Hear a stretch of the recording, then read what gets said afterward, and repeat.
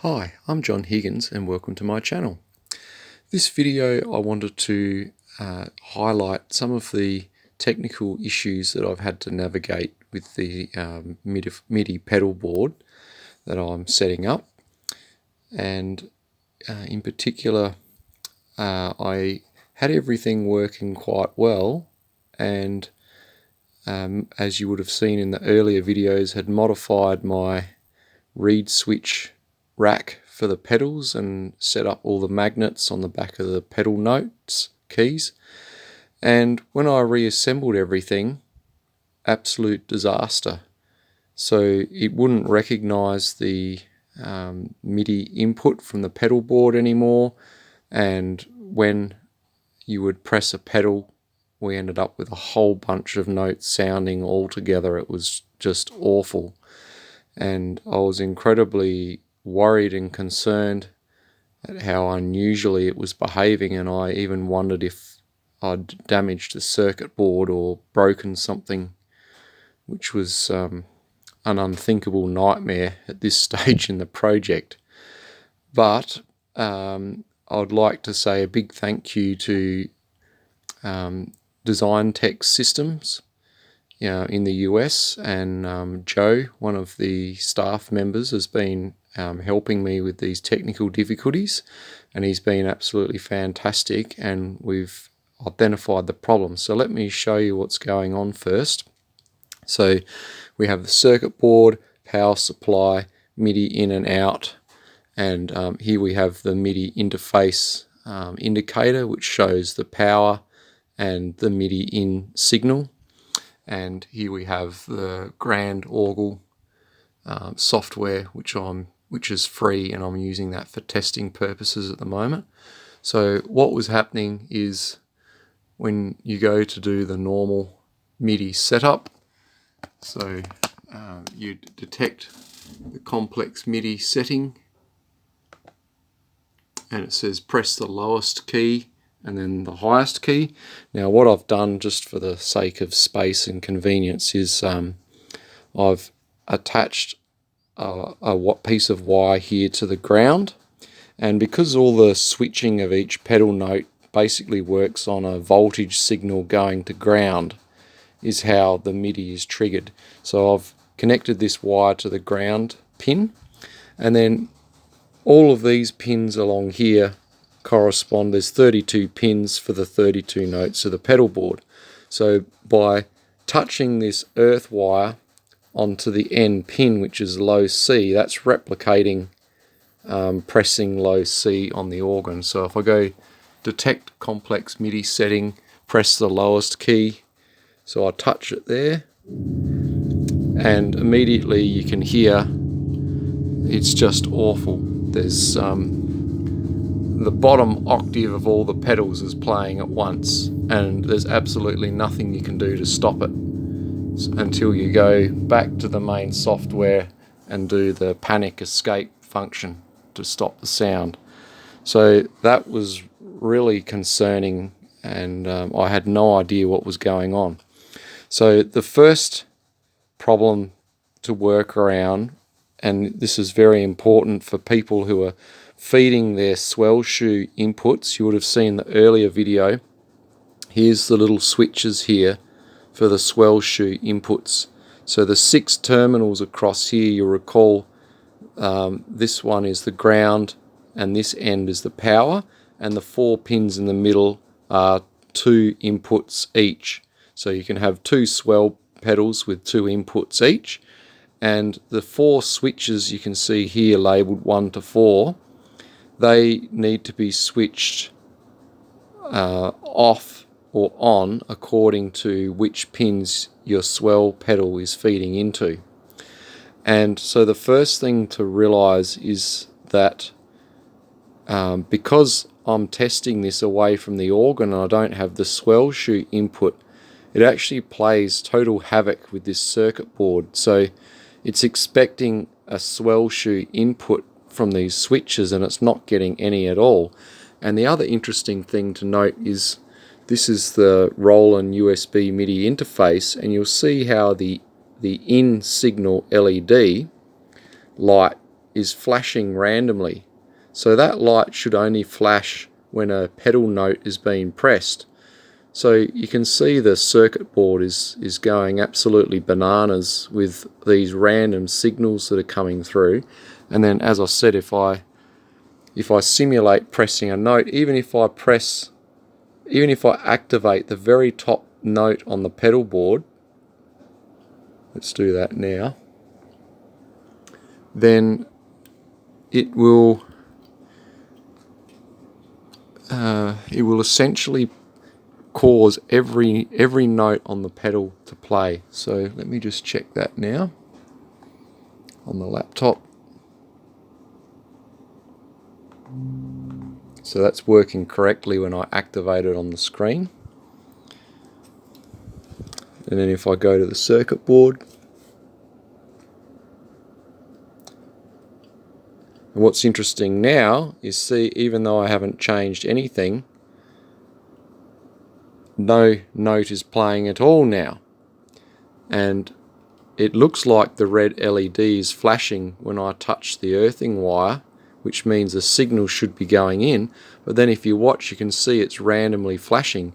So sometimes there's no pedal note sound at all, and other times you end up with almost the whole bottom octave sounding simultaneously. And that's all because of this swell shoe input not having any inputs and expecting to see inputs. So if I switch all of these off, meaning that there's no swell input, the first thing to notice is that this MIDI in LED light stops flashing randomly. So that settles down, but when we go to the complex MIDI setup again on the software, sorry, it's probably a bit hard for you to see, complex MIDI setup. So it says press the lowest key. So I come back, touch my earthing wire to the low C pin, and then the highest key. And what you notice here, and this is an indication something's going wrong, is it says the lowest key is listed as 59 and the highest key is 60. So that means that only 2 notes on the pedal board have registered. So the difference between these 2 numbers it should correspond to the 32 pedal notes. But be aware, because this counts as number 1, the difference between the 2 numbers should be 31, not 32. So just be aware that the first number is note number 1. So when we test it over here now, we're not getting any signal. Oops, sorry, I've got to press OK. We'll get that to run now. And come back to the circuit board. So we've got multiple pedal notes sounding at random points on the pedal board. So here we actually have 2 notes playing here. The tenor, B and C are sounding, and they won't turn off. I've turned them off manually. Then if I come back and try the top note on the pedal board, let's try that now. Again, random notes sounding, can't get them to switch off. It's just an absolute disaster. But not the whole bottom octave sounding, so it's a different set of notes sounding now. So you can see this is getting very, very confusing. So I'll go back and turn all of these off now.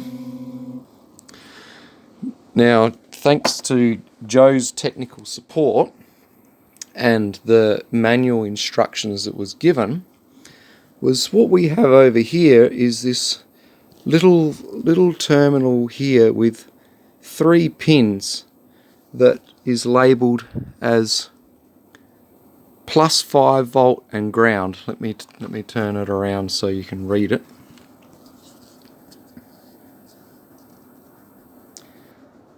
These 3 pins right here, +5 volt and ground. and there was supposed to be what's called a jumper connector between those pins. So there's two ways of switching. Either you can have the pedal wiring at 0 or earth or ground, and then you can increase the voltage when the pedal switch is depressed, so then the voltage would increase. Or you can have it where the reed switches are fed plus 5 volts and you earth them to achieve the switching. So it's two different ways to achieve essentially the same thing. And depending on which way you want to do, this little jumper is supposed to go over either the top 2 pins or the bottom 2 pins.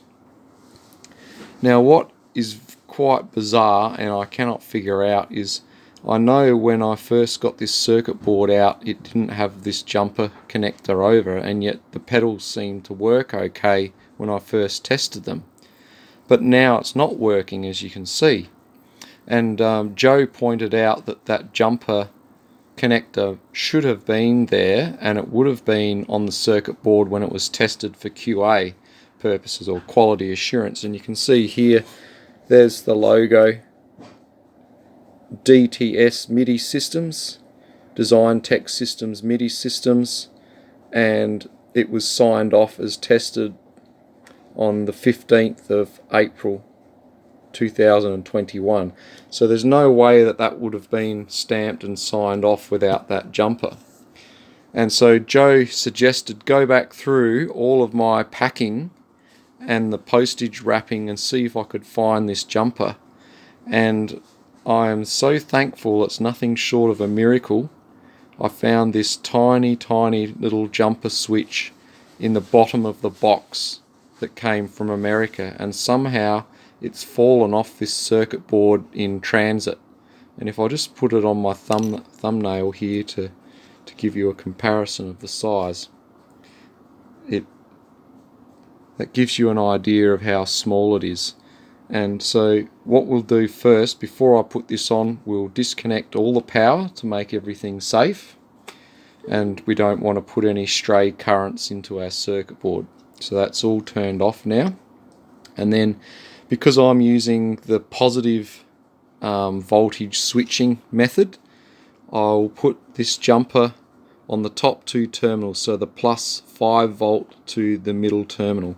And all this does is quite simply slides on like so. And there it is, sitting there over the top 2 pins. So what we'll do now, connect the circuit board USB back into the laptop, and the 12 volt DC power supply, we'll plug that in. Turn this back around so you can see we're leaving all of these swell shoe inputs turned off because I don't have that connected at the moment. Now we go back to the laptop and do the MIDI setup. So complex MIDI setup, press the lowest key. So again, using my earthing wire to simulate activating the lowest switch. There we have it. And the next one will be the highest. Actually, we'll just check here. It doesn't quite seem to have registered. Sorry, we'll just try that again. So detect complex MIDI setting, press the lowest note, the low C, and then the highest key, which is the high G.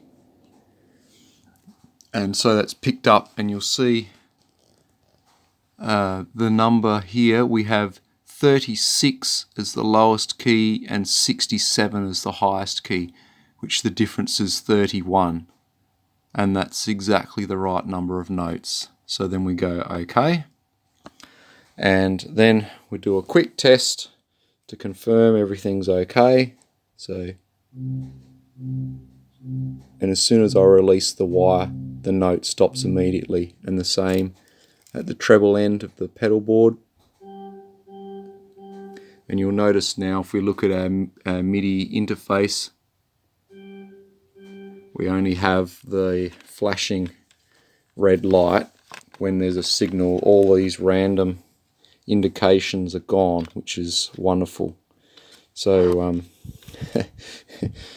if you don't want to play pedals with your feet, you can play with a loose piece of wire on all of these pins like this. Let's do a glissando. I bet I couldn't do that with my feet.